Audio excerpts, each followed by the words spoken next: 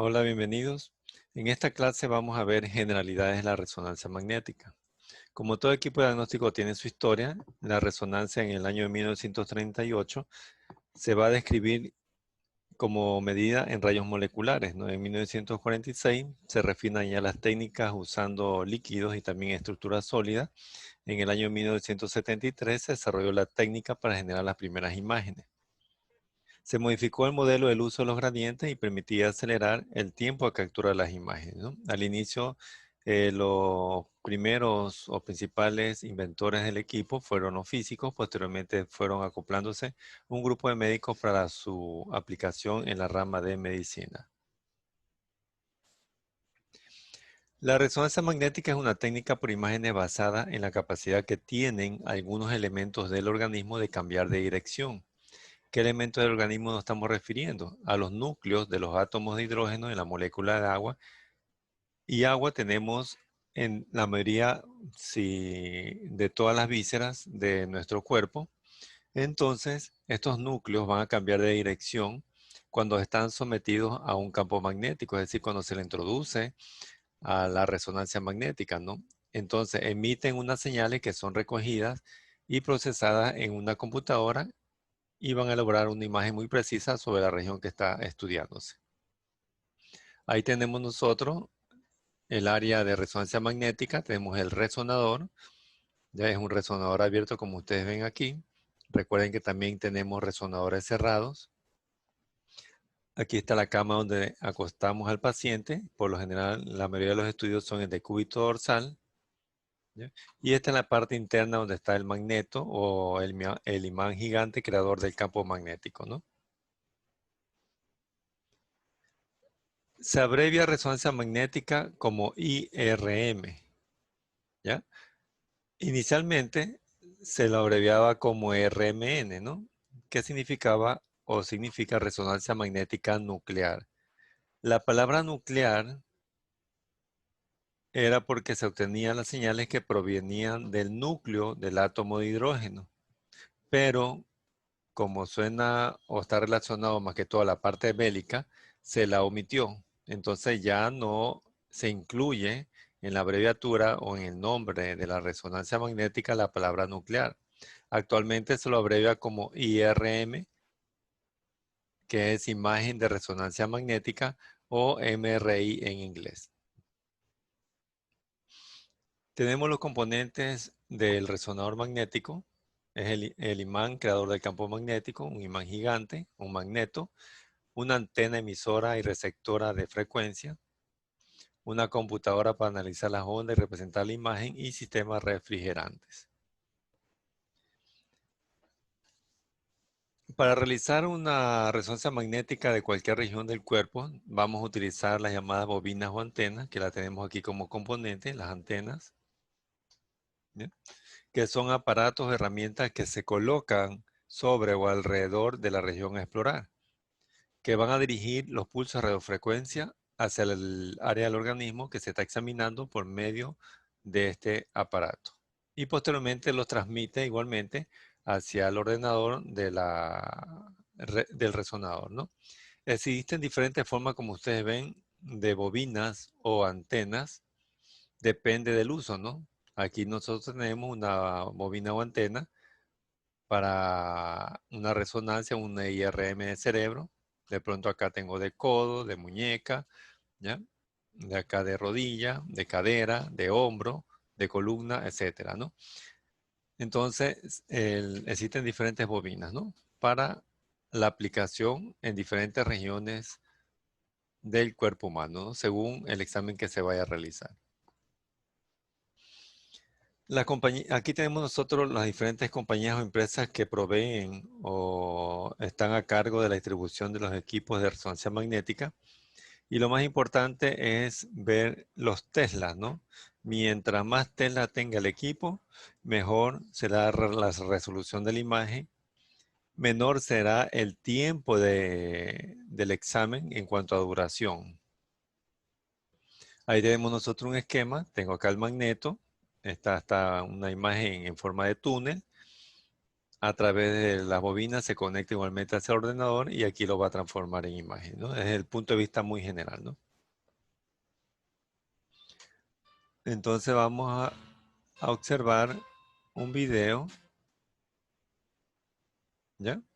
Ahí teníamos nosotros un resonador abierto, este es un resonador cerrado en forma de túnel, es decir, tiene esos dos tipos de resonador, ¿no? Ahí tenemos nosotros al paciente resonador abierto, colocada la bobina en el antebrazo, de pronto en el codo, en la muñeca.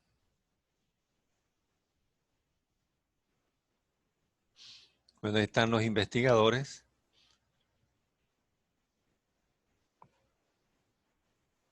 Y en sus primeras pruebas lo hicieron en extremidades, en este caso en un dedo. Después fueron a articulaciones de mayor volumen, ¿ya? Para trabajar y poder procesar las imágenes de manera adecuada, ¿no? También se comprobó la fuerza del campo magnético. Recuerden que es como un imán gigante, entonces va a atraer o va a tener un campo magnético hacia los objetos metálicos imantables, ¿no? Como en este caso la cadena, ¿no? Igualmente, se confeccionó el resonador en forma de túnel, midiendo los diámetros adecuados para que el paciente o el ser humano se introduzca y tenga una amplitud estándar, ¿no? O un diámetro estándar.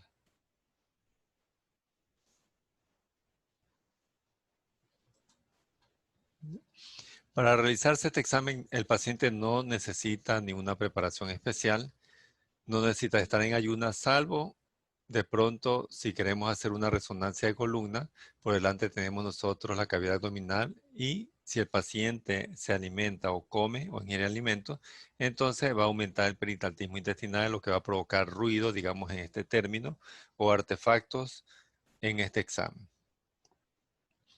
Puede tomar su medicación habitual, de pronto el paciente es diabético, hipertenso, puede tomar su medicación, no hay ningún inconveniente. Conviene que el paciente vaya al baño, ¿ya? Antes de la exploración, es decir, a miccionar o de pronto a defecar, porque, por ejemplo, si el examen dura 1 hora y después de haber empezado el examen a la media hora, el paciente tiene necesidad de ir al baño y se levanta o se mueve, la media hora que se estaba realizando el examen se pierden y entonces tendrá que volver a empezarse desde cero el examen.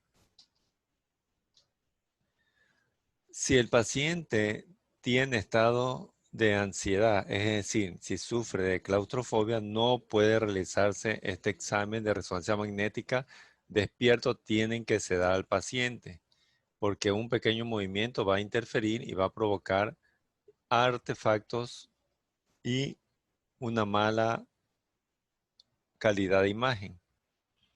Igualmente, tendrá que comprobarse si tiene autonomía de movimiento y su grado de colaboración, es decir, que en pacientes pediátricos no puede realizarse este tipo de examen con el paciente despierto, sino que tiene que sedarse igualmente un paciente de cuidados intensivos o un paciente que ha llegado grave en el área de emergencia. Hay que sedar al paciente. Si el paciente ha sido sometido a una cirugía donde le han colocado implantes metálicos, de pronto en fracturas, donde se coloca clavos intramedulares, tornillos, placas, etcétera, o es portador de algún implante metálico, ¿ya? Entonces no podrá realizarse el examen. ¿Por qué? Porque está sometido a un campo magnético y va a traer todo lo metálico hacia el equipo. Acostamos al paciente en la mesa, en decúbito dorsal, se le coloca la bobina sobre la región que se va a explorar, en este caso la bobina de cabeza, para hacer la resonancia magnética del encéfalo o del cerebro. Se introduce la mesa en el túnel. El paciente no debe moverse, por lo tanto se le va a explicar antes del procedimiento lo que tiene que hacer o lo que le va a suceder.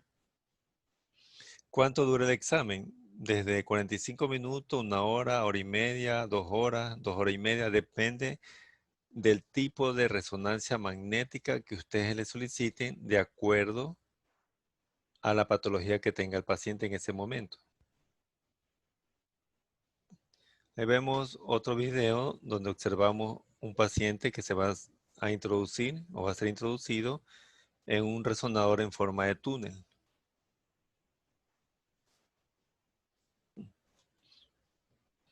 Entonces ahí tiene ya colocada la bobina de la cabeza.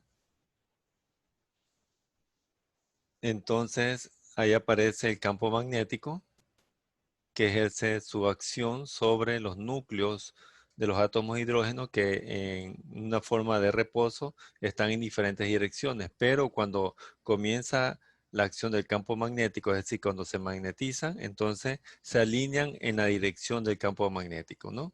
La mayoría miran hacia el norte y algunos miran hacia el sur, ¿no? Esta magnetización va a generar pulsos, ondas de radiofrecuencia que son recibidas en el ordenador y transformadas en imágenes, ¿no? Y por ende se van a obtener imágenes en diferentes planos, axiales, coronales, sagitales, con mejor resolución que otro tipo de estudios de diagnóstico por imágenes, ¿no? Entonces tiene casi, o la apariencia anatómica original, en este caso el sistema nervioso, ¿no? Ahí tenemos otro ejemplo, paciente introducido en el túnel, se ejerce el campo magnético. Este campo magnético va a trabajar o va a influenciar los núcleos de los átomos de hidrógeno, ¿no? Recuerden que los núcleos de átomos de hidrógeno que están en las moléculas de agua están en diferente dirección antes del campo magnético, pero cuando se magnetizan van y se dirigen a una sola dirección del campo magnético y ahí generan las ondas de radiofrecuencia. ¿Ya? Ahí lo vemos, ¿no? Posteriormente, igualmente, regresan en reposo y también generan otro tipo de ondas de radiofrecuencia, ¿no? Y se adquiere la imagen en ese sentido, ¿no? Los primeros resonadores fueron cerrados, ¿no? Como lo vieron ahí, ¿no? Las aplicaciones iniciales fueron hacia lo que es el sistema musculoesquelético para el diagnóstico de patologías de hombro, de rodillas, de codo, ¿ya? De muñeca, de tobillo. Posteriormente se amplió la aplicación al sistema nervioso central y ahora tenemos mucha ventaja de la resonancia en cuanto a adquisición de imagen, en cuanto a datos que nos proporciona la patología en el cerebro y la médula espinal. También se están haciendo aplicaciones a nivel del tórax y a nivel del abdomen, pero la resonancia aún no supera el valor que tiene en diagnóstico a la tomografía en tórax y en el abdomen, ¿no?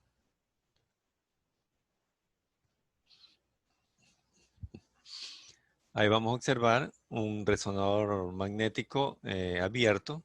Se utiliza más que todo para pacientes que tienen claustrofobia o pacientes pediátricos para que en el momento que ingresan no tengan temor y se haga fácilmente el examen. Pero en pacientes pediátricos recordamos que hay que sedarlo, por más que el paciente o el familiar diga que no se va a mover, siempre hay que sedarlo, ¿no? Se le explicará al familiar y al mismo paciente el procedimiento para que vaya atento a lo que se está realizando y no tenga temor, ¿no? Ahí tenemos a la licenciada de enfermería que está colocando la vía para proceder hacia el paciente, ¿no? Y se comienza a realizar el examen.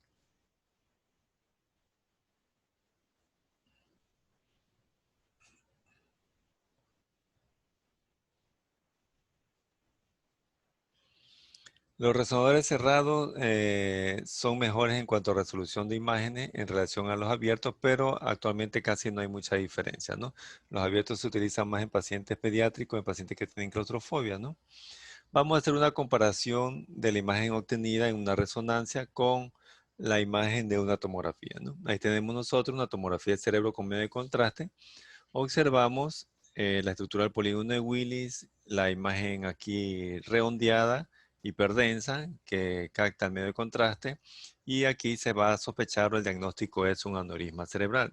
Aunque está en el diagnóstico diferencial, también otras patologías como adenomas hipoficiarios, macroadenoma, craniofaringiomas, etcétera, ¿no?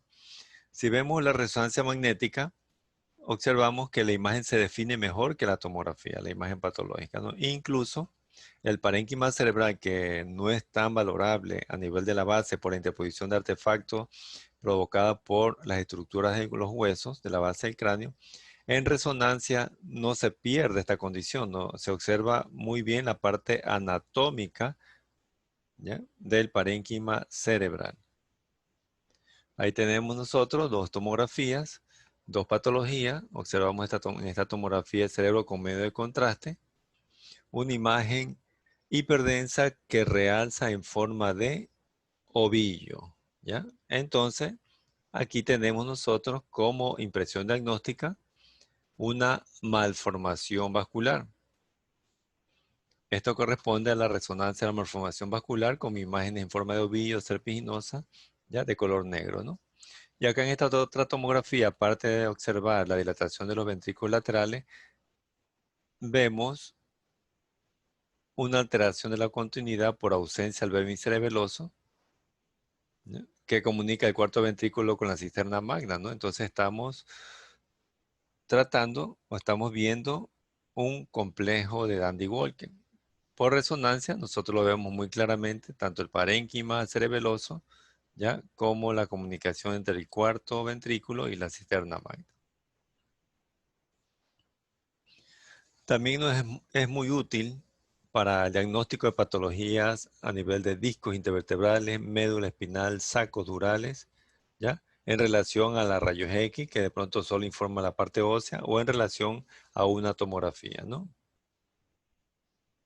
También su uso está, bueno, eso se utilizó desde el inicio en el sistema musculoesquelético, aquí a nivel del hombro, para ver lesiones del manguito rotador, y aquí en la rodilla, ¿ya? Para ver lesiones de menisco, medial lateral, en sus cuernos anteriores posteriores, en los ligamentos cruzados anterior, ligamento cruzado posterior, ¿ya? Estructuras en lo que es la cavidad articular.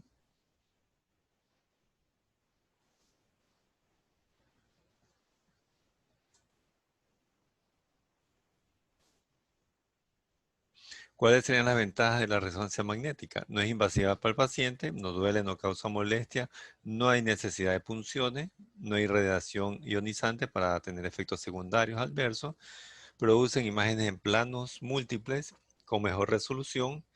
Igualmente valora ciertas alteraciones que con otros medios de diagnóstico no podríamos valorar, como ejemplo la tomografía, ¿no?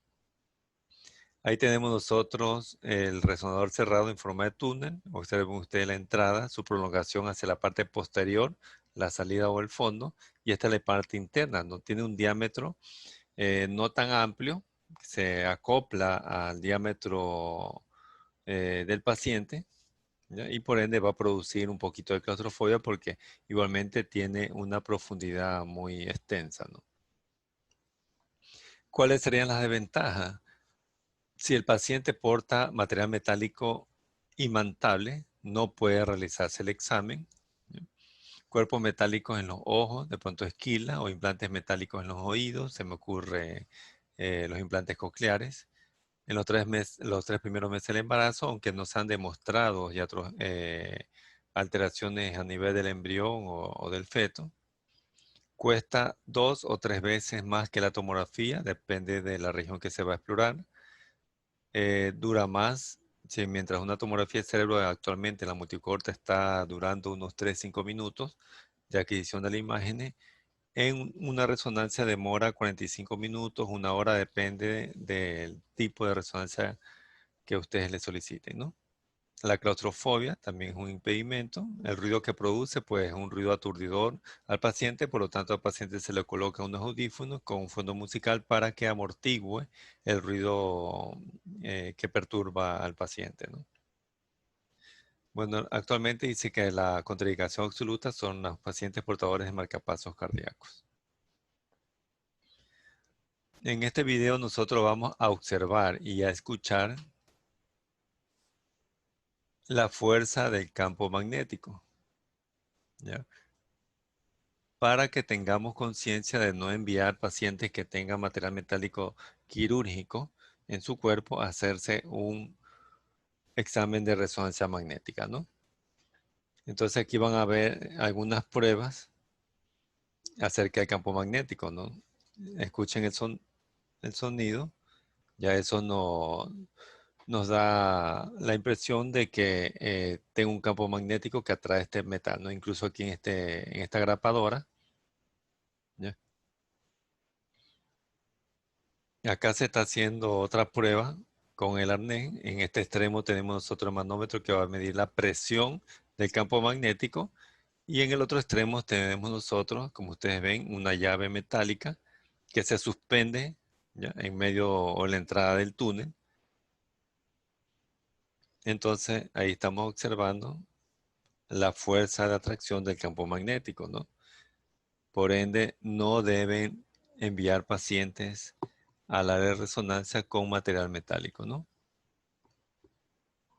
Incluso el personal también tiene que despojarse de todo lo metálico que tenga en sus bolsillos, en su cuerpo, etcétera, ¿no? Es decir, me refiero a anillos, relojes, etcétera, ¿no? Aquí van a probar con una silla. En un extremo del arnés tenemos la silla. En el otro extremo tenemos el manómetro. Aunque la silla tiene componente plástico, esponja, madera, de pronto, también tiene su componente metálico, ¿no? Que es atraído hacia el campo magnético, ¿no? Hay unos rieles de madera ahí para conducir en dirección al túnel y poder hacer este ejercicio, ¿no? De la práctica del campo magnético, ¿no? Observamos que está alando el campo magnético, bueno, a medida también que se va soltando progresivamente y estirando el arnés, ¿no?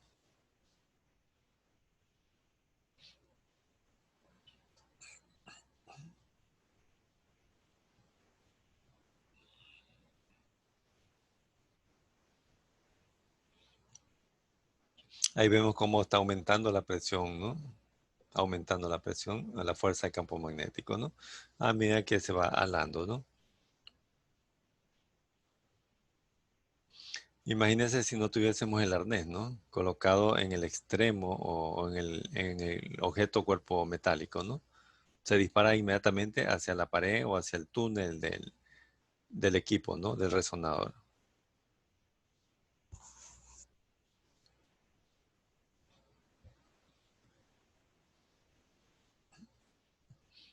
Aquí se va a hacer otra prueba de la fuerza del campo magnético. En esta ocasión, con una llave de tubería, como ustedes de pronto han visto o lo han cogido, entonces una llave muy pesada con una composición metálica muy, casi el 100%, ¿no? Miren cómo se suspende ante la atracción del campo magnético, ¿no? A medida que se va acercando la llave, entonces va aumentando la concentración de la fuerza del magneto, ¿no?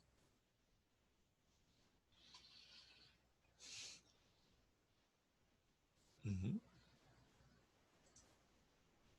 ¿Ya? Entonces, el campo magnético actúa sobre la molécula de agua y agua tenemos en la mayoría, si no decir en todas las estructuras o vísceras del cuerpo, ¿no? De todos los sistemas o aparatos, ¿no? Entonces, el agua está compuesto por H2O, o sea, dos moléculas, perdón, dos átomos de hidrógeno, un átomo de oxígeno. Entonces, el campo magnético actúa sobre el núcleo protón de hidrógeno, ¿no? Aquí nosotros tenemos dos tipos de tejidos, ¿no? O ponemos como ejemplo el parénquima encefálico del paciente que no se está realizando la resonancia magnética, es decir, este es un tejido no magnetizado. En este caso, los núcleos del átomo de hidrógeno están de manera aleatoria en diferentes direcciones. La flecha me indica la dirección en que se encuentra, ¿no? Pero si el paciente es introducido al resonador y se ejerce el campo magnético, entonces los núcleos de los átomos de hidrógeno se alinean en dirección al campo magnético. ¿Ya? Observen ustedes aquí la flecha, muchos miran hacia el norte, pocos miran hacia el sur. Esta, este paso de tejido no magnetizado a tejido magnetizado va a generar ondas o pulsos llamados de radiofrecuencia que son emitidas hacia la bobina hacia el ordenador y transformadas en imágenes. Acá tenemos el mismo ejemplo, tejido no magnetizado. Se introduce al paciente en el túnel, se ejerce el campo magnético y se magnetiza el tejido, ¿no? Y por ende va a generar ondas de radiofrecuencia. Este es lo mismo, aquí el paciente es introducido en el interior del imán del túnel, entonces los núcleos de los átomos de hidrógeno se alinean en sentidos, ¿ya? En dirección al campo magnético ¿ya? En relación al inicio que estaban de manera aleatoria, ¿no? Entonces aquí la antena de radio emite un pulso de ondas de radiofrecuencia. Entonces esta energía electromagnética hace que los protones en la zona estimulada se desalineen otra vez, ¿ya? De manera momentánea, ¿no? Todo esto va a generar pulsos de radiofrecuencia, ¿no? Tanto cuando se alinean y cuando se desalinean. Y son recogidas toda esta información a la computadora, ¿no? Y transformada en imágenes, ¿no? ¿Qué terminología vamos a utilizar en la resonancia magnética? Todo lo que veamos en una imagen de resonancia magnética del color blanco le llamaremos hiperintenso o imagen de alta intensidad o señal alta. Todo lo gris se va a denominar isointenso o de señal intermedia. Todo lo negro se va a denominar hipointenso o de señal baja, ¿ya? O de baja intensidad. Pero recordamos, como en tomografía, aquí en resonancia, no todo lo blanco puro es hiperintenso, sino que lo gris claro también es hiperintenso. Y no todo lo negro puro es hipointenso, también lo gris oscuro corresponde a hipointenso. Ahí tenemos nosotros las llamadas secuencias de resonancia magnética o llamadas también imágenes potenciadas, ¿no? Le llamaremos imágenes potenciadas o de pronto secuencias. Entonces, antes de ver las secuencias o imágenes potenciadas de la resonancia magnética, tenemos que tener muy claro qué examen es el que estamos viendo, ¿no? Entonces, tenemos que distinguir entre una tomografía y una resonancia magnética, ¿no? Tienen sus características propias, ¿no? Entonces, tenemos bien claro la característica de una tomografía del cerebro y vamos a empezar a observar las características de las imágenes potenciadas o secuencias, ¿no? Entonces ahí tenemos nosotros imagen potenciada de la IRM en T1, imagen potenciada en T2, imagen potenciada en Flare, imagen potenciada en difusión y ADC. Entonces vamos a trabajar al menos con estas 5 imágenes potenciadas porque son de uso general en la mayoría de las patologías, ¿no? Aunque recuerden que también tenemos otras secuencias, ¿no? ¿Ya? ¿Cómo vamos nosotros a identificar o qué características vamos a coger, al menos en mi asignatura, ¿no? Vamos a coger la característica de la intensidad o la señal de intensidad del LCR, es decir, del líquido cefalorraquídeo.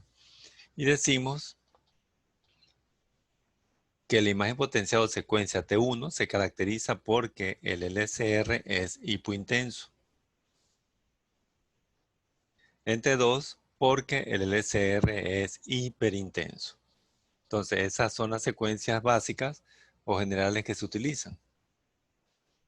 También tenemos la secuencia Flane, que según el LCR, guiándonos todavía con el LCR, se parece a un T1. Pero la diferencia es que en T1 la sustancia gris es un gris oscuro y la sustancia blanca es un gris claro. En cambio en Flame la sustancia gris es gris claro y la sustancia blanca es gris oscuro. Esa vendría a ser la diferencia, ¿no? Pero en la literatura o en el conocimiento, más que todo desde el punto de vista físico, Flame corresponde a un T2. ¿Por qué? Porque tanto la sustancia gris y sustancia blanca comparten las mismas señales de intensidad. Lo que se invierte es la señal de intensidad del LCR, ¿no? En T2 es hiperintenso de color blanco y en Flare es hipointenso de color negro. Nos vamos a difusión y ADC, ¿no? Difusión se parece a un T1, ADC se parece a un T2, ¿ya? Para de esta manera mnemotécnica poder guiarnos, ¿no? La diferencia es que difusión y ADC son imágenes visibles, visiblemente como borrosas o pixeladas, y esa es la naturaleza o la característica de estas imágenes potenciadas de difusión EDC. Aparte que no vemos nosotros la parte externa, es decir, la parte del hueso y la parte de tejidos blandos, que lo vemos en las secuencias previamente mencionadas, ¿no? Entonces, ¿qué vamos a hacer con estas imágenes potenciadas o secuencias? Apropiarnos de manera visual de las características propias de cada una, ¿no? ¿Sí?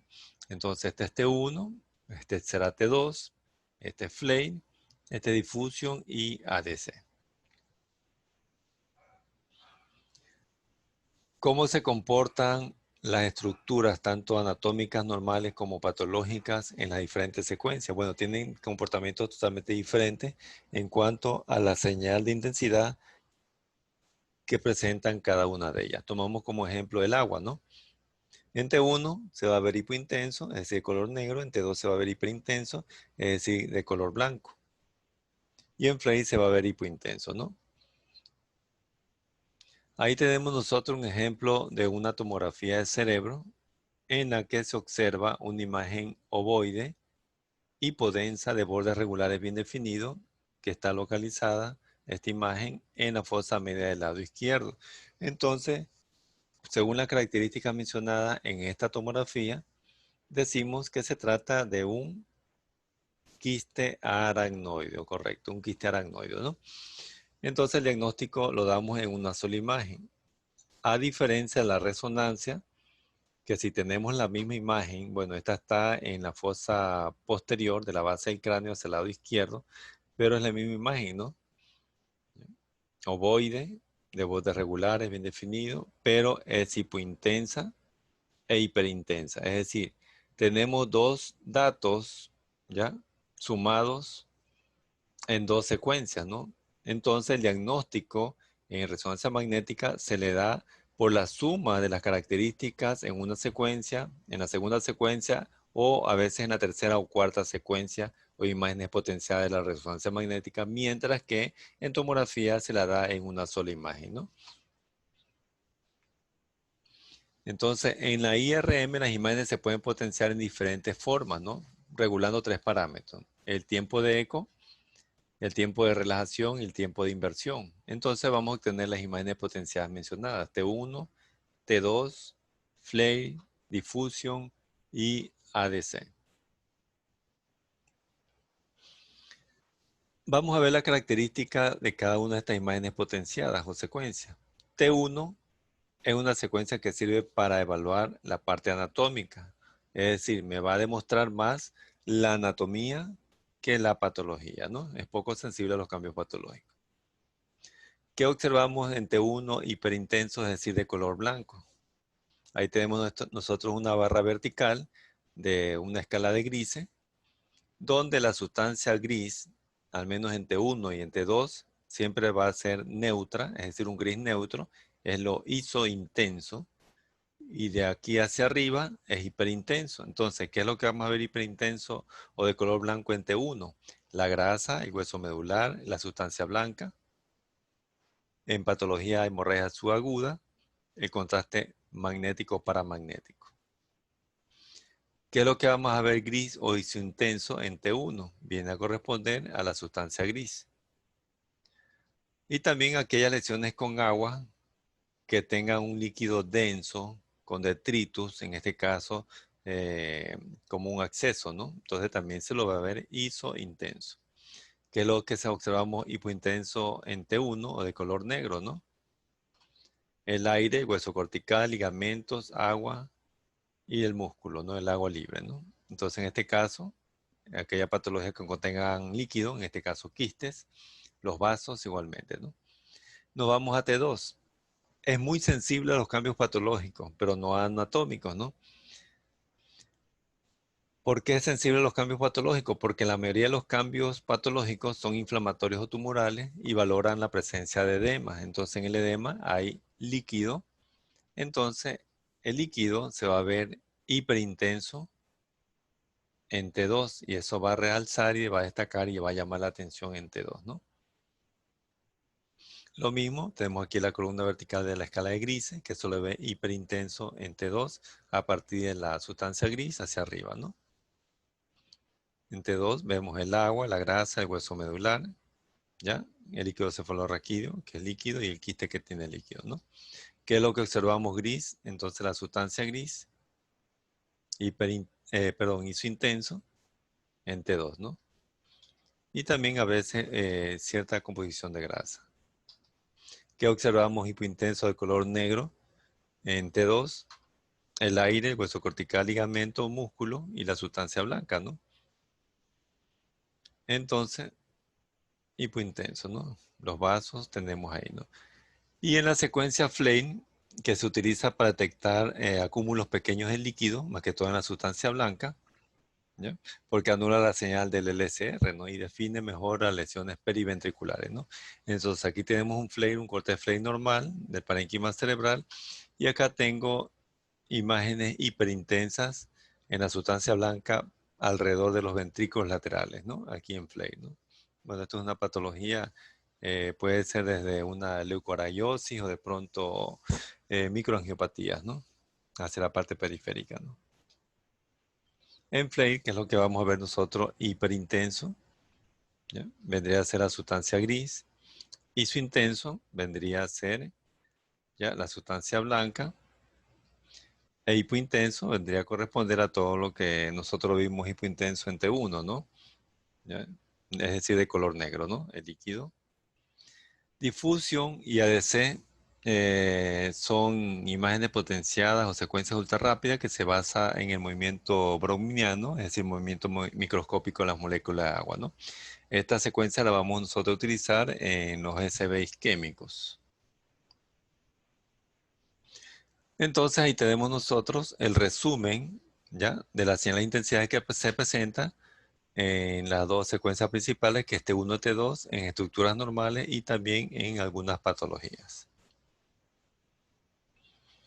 Vamos a hacer una comparación entre las bondades que tiene o las ventajas y desventajas tanto de la tomografía y también de la resonancia magnética, ¿no? Aquí en esta tomografía de cerebro simple, nosotros observamos o nos llama la atención primero un semicolapso del cuerno frontal del ventrículo lateral del lado izquierdo con desplazamiento de la estructura de la línea interhemisférica hacia el lado contrario. Notamos no tan definida una imagen como isodensa, le vamos a dar forma, una forma biconvexa, pero no es tan definida, ¿no? Pero igual está provocando un efecto de masa, ¿no? Pero si le hacemos la resonancia magnética, entonces nosotros observamos en esta secuencia que es T1, una imagen hiperintensa de forma biconvexa. Entonces se trata de un hematoma epidural, ¿no? Por la forma, ¿no? En tomografía nosotros podemos definir el estadio, si es un hematoma epidural, ¿ya? Si es isodenso, corresponde a un estadio subagudo. Pero acá, a pesar de que notamos nosotros el hematoma muy claramente en relación a la tomografía, tenemos que ayudarnos de otra secuencia, que esté 2 o de pronto de Flay, para determinar el estadio de este hematoma epidural. Aquí en la tomografía observamos una imagen de forma ovoide, de bordes lobulados, edema perilesional y una hiperdensidad localizada en el lóbulo frontal del lado derecho, que va a colapsar el ventrículo lateral en su cuerno frontal. Entonces, estamos hablando como impresión diagnóstica de un hematoma parenquimatoso agudo. Si nosotros le vemos la resonancia magnética a este paciente, casi no nos llama nada la atención, ¿no? Pero si vemos la tomografía, acá observamos una imagen poco definida por la señal de intensidad, ¿ya?, de bordes lobulados. Es isointenso, ligeramente hiperintensa, pero necesitamos las otras secuencias. Recuerden, este es T1, necesitamos T2 o flame para determinar bien, más que todo, el aspecto de esta lesión o esta imagen patológica y también el estadio, ¿no? En relación a la tomografía, que sí la podemos hacer en una sola imagen. Acá vemos otro hematoma parenquimatoso redondeado y en resonancia casi no se hace muy notorio, ¿no? Desde el punto de vista visual, ¿no? Se observa como una imagen ligeramente hipointensa, isointensa, ¿no? Pero no es tan definida en resonancia, ¿no? Y tenemos nosotros el uso del medio de contraste magnético paramagnético, en este caso el gadolinio, en la imagen potenciada T1. Aquí tenemos una IRM, imagen potenciada T1, donde observamos una imagen redondeada, isointensa, de bordes regulares, y la vamos señalando, ¿no? Si nosotros le ponemos medio de contraste al paciente, observamos que las paredes gruesas realzan en forma de anillo con el medio de contraste. Entonces, se trata de la siguiente impresión diagnóstica, ¿no? ¿Cuál sería el diagnóstico? Correcto, un acceso cerebral, ¿no? Un acceso cerebral, ¿no? Entonces, cuando nosotros le administramos medio de contraste intravenoso al paciente en una resonancia magnética, vamos a valorarlo solo en esta secuencia que es T1, ¿no? O en imagen potenciada T1.